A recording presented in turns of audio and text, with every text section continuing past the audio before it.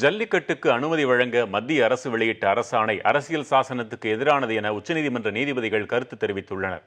இது தொடர்பான வழக்கு இன்று உச்சநீதிமன்றத்தில் தீபக் மிஸ்ரா மற்றும் ரோஹிந்தன் நரிமன் ஆகியோர் முன்னிலையில் நடைபெற்றது.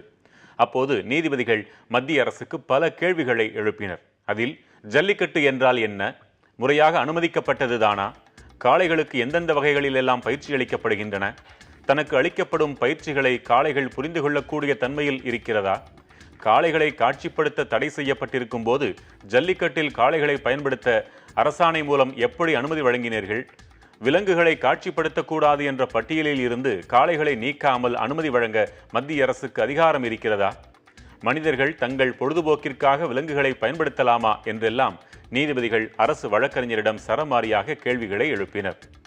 ஜல்லிக்கட்டுக்கு அனுமதி வழங்க மத்திய அரசு வெளியிட்ட அரசாணை அரசியல் சாசனத்துக்கு எதிரானது என்றும் நீதிபதிகள் கருத்து தெரிவித்துள்ளனர்.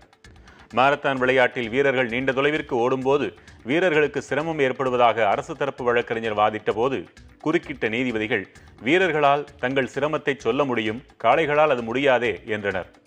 இது தொடர்பாக வரும் 16ஆம் தேதி மீண்டும் விசாரணை நடைபெறும் என்று உச்சநீதிமன்ற நீதிபதிகள் தெரிவித்தனர்.